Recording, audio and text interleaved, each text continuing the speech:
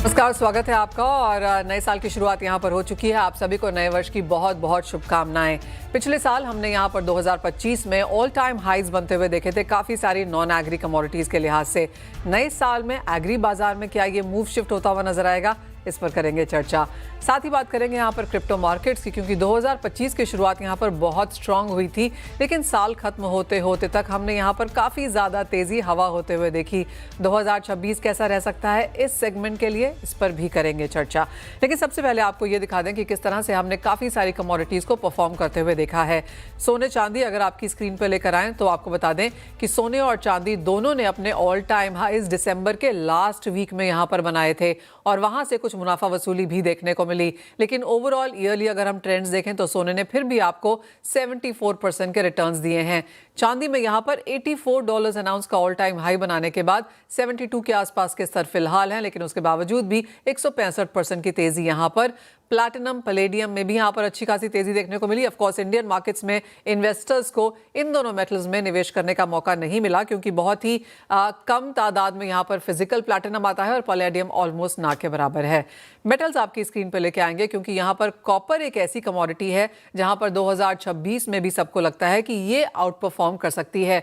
Copper is the new silver, copper is the new gold, इस तरह की काफ़ी सारी रिपोर्ट्स इंटरनेशनल मार्केट्स में हैं। वो इसलिए क्योंकि चाहे वो एआई है, डेटा सेंटर्स है, इलेक्ट्रिफिकेशन है, डिफेंस या मॉनेटाइजिंग ग्रिड है, सब जगह यहाँ पर कॉपर का इस्तेमाल होने वाला है। और जहाँ तक कॉपर की अवेलेबिलिटी का सवाल है तो चाहे वो इंडोनेशिया है, कॉन्गो है, चिले है, पेरू है, यहाँ सभी जगह माइंस को लेकर दिक्कतें हैं, जिसका सीधा असर हमने यहाँ पर कॉपर में आता हुआ देखा। और $12,900 प्रति आउंस का ऑल टाइम हाई बनाने के साथ साथ 42 से 45% की तेजी आपको यहाँ पर कॉपर ने भी दिखाई है।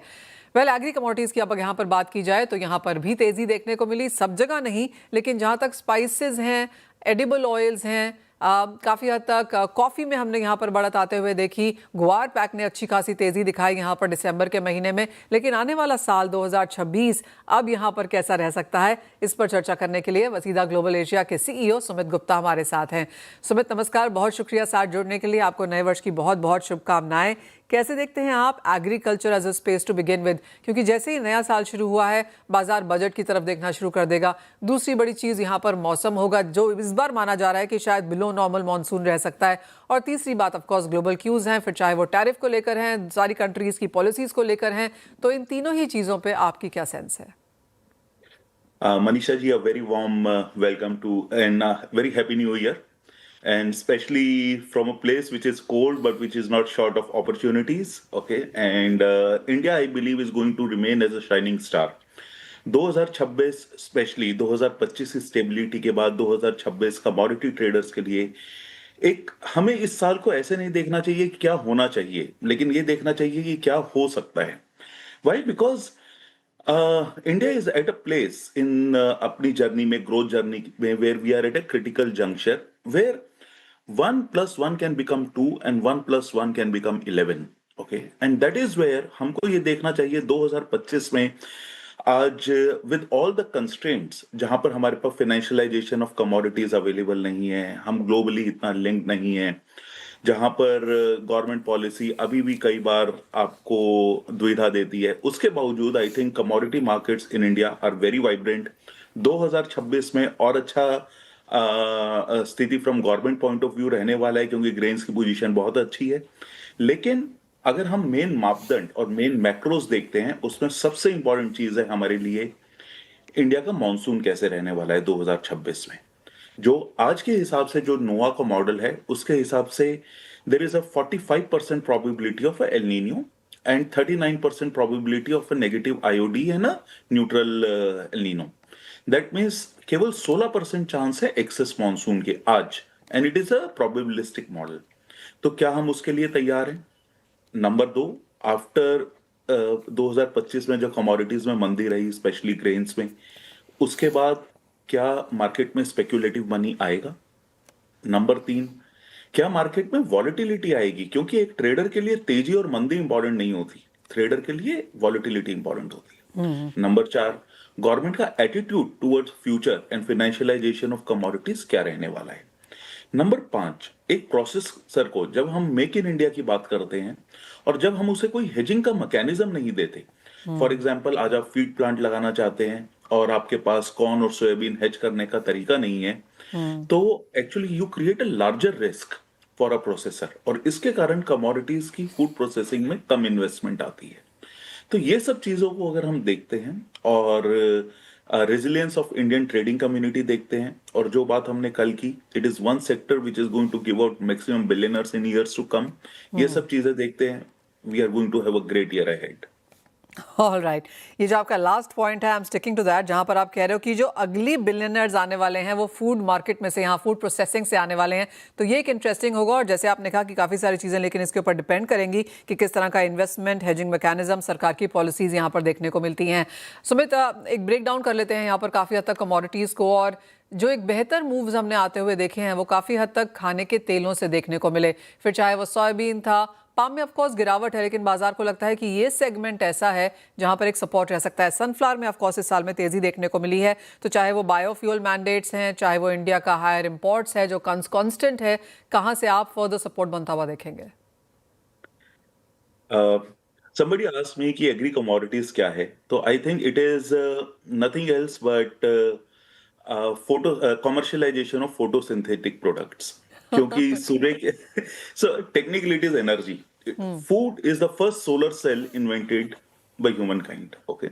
So in a way, why I am saying this, क्योंकि 2025 में एनर्जी प्राइसेस भी नीचे रहे, और एनर्जी से रिलेटेड जो जो कमोडिटीज थी, लाइक कॉर्न,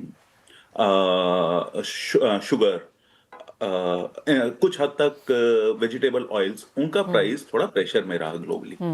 लेकिन 2026 में जैसे आपने देखा मेटल्स के भाव बहुत ऊपर जा रहे हैं, आपने शो के शुरू में जैसा बताया। ऐसा क्यों हो रहा है? क्यों? Because cost of mining is going up, cost of energy is going up, okay? As cost of energy is going up, अगर आप यूएस के अंदर जितने ईटीएफ देखें जो एनर्जी से रिलेटेड है, they are doing very well. What does that mean? It means new investment in energy segment is coming in. Okay, और जैसे ही वो आएगा, you will see as energy prices will stabilize, price of all agri commodities will do well. लेकिन आपने बोला अगर हम उसको commodity wise देखें, let's look at vegetable oils first. Vegetable oil main 3 area हैं जो इंडिया को इम्पैक्ट करते हैं। South America for soya oil, Black Sea that is Russia Ukraine region for sunflower oil, and South East Asia for palm oil. तो India के लिए इससे better hedge कहीं पर भी अवेलेबल नहीं है जहां पर हम सारे दुनिया के ग्लोबल वेदर सिस्टम्स का फायदा या नुकसान उठाते हैं। इस साल ब्लैक सी के अंदर बारिश थोड़ी कम रही, इसलिए सनफ्लावर के प्राइसेस ऊपर रहे, जिसने बाकी सब कमोडिटीज को सपोर्ट दिया। पाम का inclusion because of biodiesel and उसके कारण आपने देखा है पाम काफी एनर्जी की तरफ गया, ओके? इसके कारण पाम स्टेबल रहा, और पाम का प्राइस का स्प्रेड अगेंस्ट सोया काफी कम हो गया।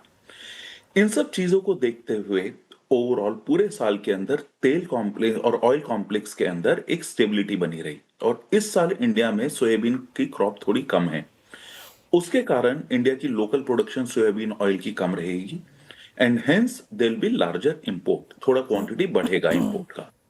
और ब्लैक सी के अंदर नई क्रॉप सनफ्लावर की केवल अगस्त के अंदर आएगी, जुलाई अगस्त, उसके उपरांत ही आएगी रादर सितंबर अक्टूबर। तो ओवरऑल हमारा जो पूरा डिपेंडेंस है वो पाम और सोया पे बना रहने वाला है, and the market should remain stable to firm.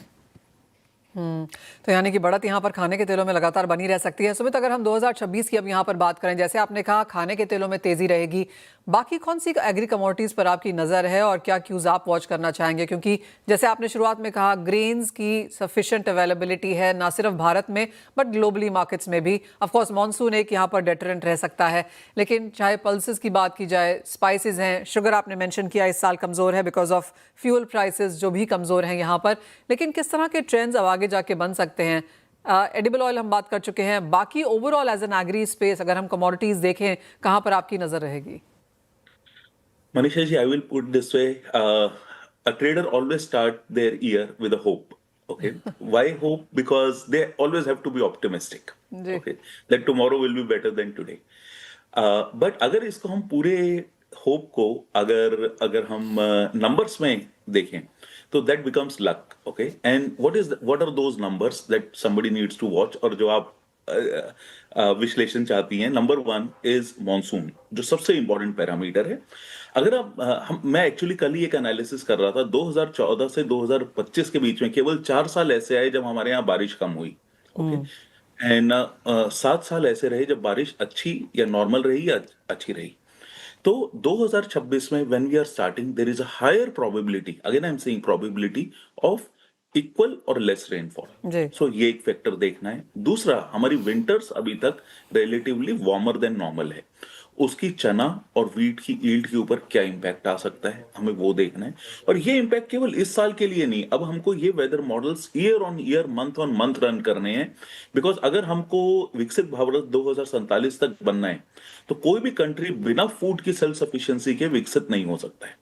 चाहे आप you go back to ancient Rome और you go back to any civilization, they can not do well without food. तो अगर हमको ये, इस हिसाब से हमारी फूड की तरफ प्लानिंग बहुत इंपॉर्टेंट है और बहुत सशक्त तरीके से होनी चाहिए।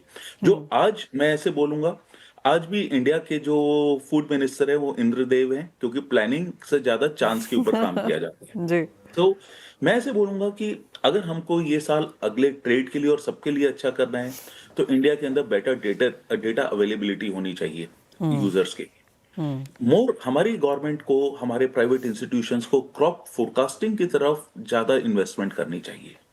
नंबर 3, वो डेटा पब्लिक को अवेलेबल होना चाहिए जिससे उनके अंदर कॉन्फिडेंस आए। नंबर 4, हमारे यहाँ पर we should not kill the messenger कि भाव बढ़ गया तो कुछ भी चीज बैन कर दो। We should know the reason and, और ये मनीषा जी एक चीज बहुत इंपॉर्टेंट है, क्योंकि आगे अभी तक हमारी गवर्नमेंट के जितने भी एक्शन रहे हैं वो रहे हैं डिमांड को कंट्रोल करने के लिए। क्योंकि हमेशा ये लगता था कि अगर हम डिमांड को और इंफॉर्मेशन को आर्बिट्राज कर दें तो भाव अपने आप ठीक हो जाएंगे। लेकिन आगे आने वाले समय में डिमांड बहुत बढ़ने वाली है और हमको सप्लाई को बढ़ाना है। तो हमको अपने किसान को नजर में रखते हुए कि हम कैसे बेस्ट तरीके से अपना खाद्यान्न की आत्मनिर्भरता को प्राप्त कर सकते हैं और ग्लोबल मार्केट का भी पूरा फायदा उठा सकते हैं, वो हमको देखना चाहिए। सबसे इंपॉर्टेंट पैरामीटर मेरे लिए है मैक्रो इकोनॉमिक अनसर्टेनिटी। वो जी। 2 तरीके से है। वन इज जियोपॉलिटिकल, जो आज हर जगह स्ट्रेस चल रहा है, एक उसके कारण ट्रेड फ्लो छोटे हो जाते हैं और usually they become inflationary. Number 2, for a country like India it leads to higher risk कि जिस भी कमोडिटी में हमारा इंपोर्ट थोड़ा होने की पॉसिबिलिटी है, हमारे को डेस्टिनेशन पे उसके बड़े स्टॉक लेके चलने चाहिए। क्योंकि अगर कोई भी मैक्रो इकोनॉमिक अनसर्टेनिटी होती है, उसके कारण फूड प्राइसेस के ऊपर काफी इंपैक्ट आ सकता है। और इसको अगर हम इकोनॉमिकल टर्म्स में रखें, तो जो हमारे रुपी डेप्रिशिएट हो रहा है, उससे इंपोर्टेड कमोडिटीज के भाव ऊपर जा रहे हैं। And that may impact oil prices going forward also, because अगर हमको टेरिफ्स को काउंटर करना है, दो dollar index is weakening, rupee depreciation is the best tool government is using. तो इन सब चीजों को देखते हुए बहुत इंटरेस्टिंग वॉलेटाइल साल रहने वाला है। बहुत सारी चीजें बदलने वाली हैं। Okay. एंड वी होप आप हमको, जैसे पिछले साल आप you kept everyone updated, you are going to guide us, all of us throughout the year. With your help absolutely. Sumit Gupta, बहुत शुक्रिया साथ जुड़ने के लिए और बहुत डिटेल्ड में, पॉइंट वाइज, नंबर वाइज काफ़ी सारी चीज़ें यहाँ पर एग्रीकल्चर में समझाने के लिए। और जैसे आपने शुरुआत में कहा, वेल होप पे चलता है सारा कुछ कि आज कल का दिन आज से बेहतर होगा, चाहे वो इन सेंस ऑफ पॉलिसीज़ है, मानसून्स है, मैक्रोज है। और जैसे आपने बहुत इंटरेस्टिंगली, इंपॉर्टेंटली कहा कि डेटा अवेलेबिलिटी और क्रॉप फोरकास्टिंग काफ़ी इंपॉर्टेंट रहने वाला है सब्जेक्ट्स इस नए साल में। वेल, इसी के साथ एक ब्रेक का भी समय है। हम लौटेंगे और बात करेंगे यहाँ पर क्रिप्टो एज अ सेगमेंट की।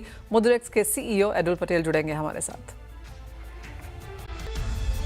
स्वागत है आपका। और 2025 क्रिप्टो करेंसीज के लिए काफ़ी अहम साल रहा। इस साल की शुरुआत बहुत बेहतरीन हुई। हमने यूएस प्रेसिडेंट की तरफ से एक बहुत ही फ्रेंडली अप्रोच के साथ ये साल शुरू होते हुए देखा, जहां पर काफ़ी सारे प्रोमिसेस भी थी। हमने जीनियस एक्ट पास होते हुए देखी और साथ ही साथ काफ़ी हद तक एक इंस्टीट्यूशनलाइजेशन यहाँ पर होती हुई नजर आई।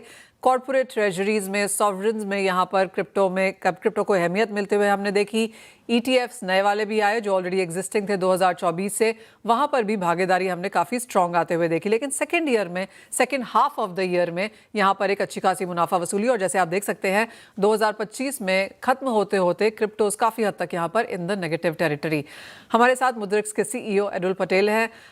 एडुल, 2 हिस्सों में बांटा जा सकता है 2025 को, लेकिन क्या 2-3 इंपॉर्टेंट चीज़ें हैं जो आप 2025 से लेकर 2026 में आ रहे हैं? नमस्ते Manisha ji. Wish you very happy new year at the आपको स्टार्ट भी। ऑफ 2025। जैसा हमने देखा, बहुत ही एक्साइटिंग ईयर था। ऑल्दो हमने 2025 खत्म किया है लगभग 7 से 8% lower in terms of bitcoin, या फिर आप ओवरऑल क्रिप्टो मार्केट कैप की बात करो तो हमने 7 से 8% लोअर पे क्लोज किया है। बट पूरे साल हमने बहुत सारे बड़े ऑल टाइम हाइज होते हुए देखे। एंड जो हमने नोटिस किया है, या जो ट्रेंड हम साल के स्टार्टिंग में कह रहे थे कि होगा, लगभग उसी तरीके से पैन आउट किया है। इंस्टीट्यूशनलाइजेशन ऑफ क्रिप्टो एक बहुत मेजर थीम थी। हमने देखा कि ETF inflows all time high पे रहे हैं थ्रू आउट, एंड वो ईटीएफ इनफ्लोज ने ड्राइव किए बहुत सारे prices. And in the last 2 year, sorry, in the last 2 months जो भी गिरावट हुई है प्राइसेस में, most of them have been linked to ETF outflows as well. So institutional players, institutional family offices, large institutions ने बहुत सारा price movement और प्राइस एक्टिविटी ड्राइव करी है थ्रू द ईयर। और ये एक्सपेक्टेड था हमें जब हम साल की शुरुआत में बैठे थे, क्योंकि ईटीएफ्स आए थे, ईटीएफ्स का इनफ्लो हो रहा था, एंड प्लस रेगुलेटरी साइड पे बहुत सारे चेंजेस हो गए थे। अब as we sit here in 25 के एंड में एंड नाउ स्टार्टिंग ऑफ 26, सारे रेगुलेटरी चेंजेस जितने होने थे वो ऑलमोस्ट सारे इंप्लीमेंट हो चुके हैं। हम एक बहुत मेजर चेंज की तरफ अब लुक फॉरवर्ड कर रहे हैं यूएस में, जिसका नाम है क्लैरिटी एक्ट, जो एक मार्केट स्ट्रक्चर देगा क्रिप्टो को, एंड क्रिप्टो इकोनॉमी को और थोड़ा फॉर्मलाइज करेगा इन द यूएस। हमारी एक्सपेक्टेशन है कि इससे लिंक्ड इंस्टीट्यूशनल इन्वेस्टमेंट और बढ़ेगा क्रिप्टो में। बट जिसके बारे में हम सबसे ज्यादा एक्साइटेड है वो ये कि क्रिप्टो करेंसी का स्पेस वाइडन हो रहा है। Finally, after many years, people are looking at cryptocurrency and assets not only from buying, selling, trading perspective, but इसको फाइनेंशियल सर्विसेज का पार्ट कैसे बनाया जाए। तो स्टेबल कॉइन्स पे बहुत काम हो रहा है for global payments. RWA tokenisation, real world asset के टोकनाइजेशन पे बहुत काम हो रहा है, एंड धीरे धीरे नए नए फाइनेंशियल प्रोडक्ट्स को ऑलमोस्ट टोकनाइज करके ब्लॉकचेन पे लॉन्च किया जा रहा है ताकि ग्लोबली अवेलेबल हो और पब्लिकली अवेलेबल हो। टोकनाइज स्टॉक्स एक बहुत बड़ी और बहुत पॉपुलर थीम है, प्रेडिक्शन मार्केट्स एक बहुत बड़ी और बहुत पॉपुलर थीम है, और हमें लगता है कि 2026 में इन ही सारी चीजों के अराउंड बहुत सारी एक्टिविटी होगी, and institutional interest and retail interest both wider जाएगा, ना कि डीपर इन।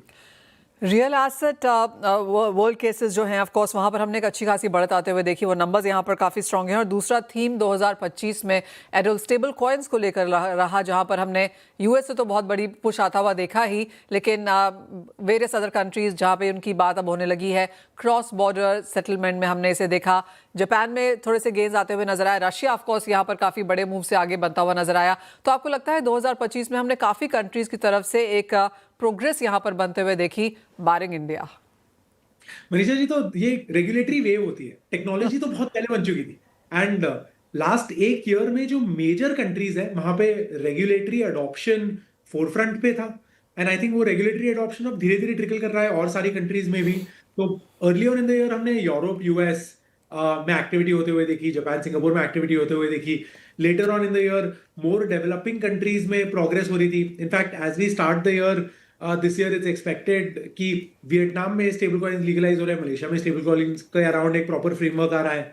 तो स्पेसिफिकली स्टेबल कॉइन्स ने तो पेमेंट्स की दुनिया को पूरा ही हिला दिया है, specifically global cross border payments के पर्सपेक्टिव से।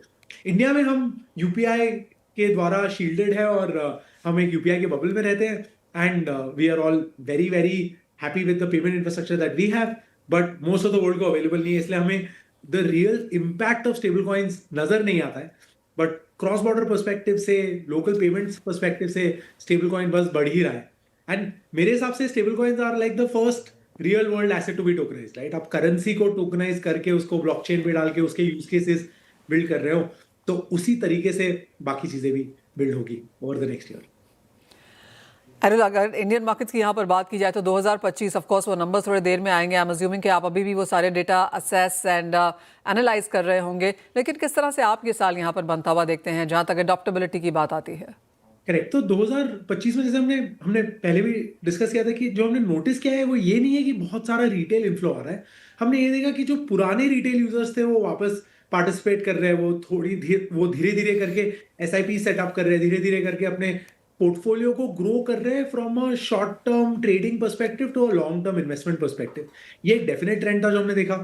हमने इंडिया में भी नोटिस किया कि despite there not being complete certainty around regulations, family offices और इंस्टीट्यूशंस का पार्टिसिपेशन इन क्रिप्टो बढ़ते ही जा रहा था।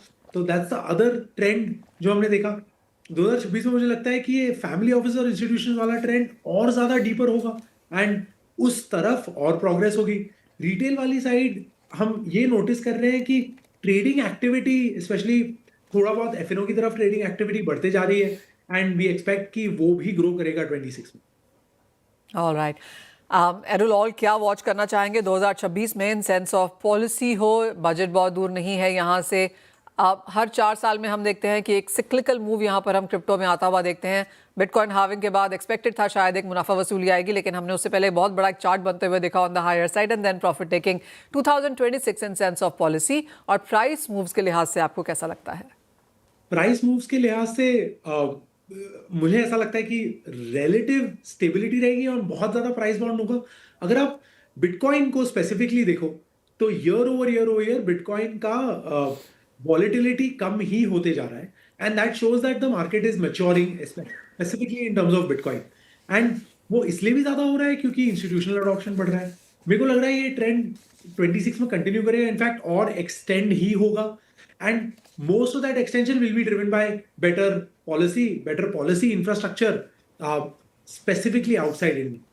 इंडिया में हम ऑफ कोर्स टैक्स से एक्सपेक्ट करते हैं कि एटलीस्ट जो नेगेटिव फैक्टर्स है वो कम किए जाए, टीडीएस कम हो, प्रॉफिट और लॉसेस का ऑफसेट अलाउ किया जाए, क्योंकि अब ट्रैकिंग और रिपोर्टिंग में कोई कमी नहीं रही है। सारे प्लेटफॉर्म्स सही तरीके से रिपोर्ट और ट्रैक करते हैं एंड इन्फॉर्मेशन पहुंचती है। तो हमारी एक्सपेक्टेशन ये है कि वो गोल अचीव है तो होपफुली चीजें थोड़ी ईज इन हो एंड जो एसेट के अराउंड टीडीएस है या फिर एसेट के around profit loss offset available नहीं है उसके अराउंड चेंजेस हमें दिखे। वो एक हम एक्सपेक्ट करते हैं। दूसरा हम ये भी एक्सपेक्ट करते हैं कि एटलीस्ट स्टेबल कॉइन्स या सीबीडीसी के यूजेज को एक्सपांड और एक्सटेंड किया जाएगा ताकि और ट्रू फाइनेंशियल इंफ्रास्ट्रक्चर वाली चीजों को इंप्लीमेंट किया जा सके। ऑलराइट, तो काफ़ी एक्सपेक्टेशंस हैं 2026 से, जहां तक प्राइसेस की बात है, पॉलिसीज़ की बात है और इंडियन पार्टिसिपेशन की भी बात है। एडुल एज ऑलवेज बहुत शुक्रिया साथ जुड़ने के लिए और वो कॉन्टेक्स्ट सेटिंग करने के लिए कि क्रिप्टो किस तरह से 2026 में यहाँ पर परफॉर्म कर सकता है अंतर्राष्ट्रीय बाजारों में, मोर इंपॉर्टेंटली इंडियन मार्केट्स में। वली इसी के साथ फिलहाल इस कार्यक्रम में इतना ही समय है, हमें दीजिए इजाज़त। हम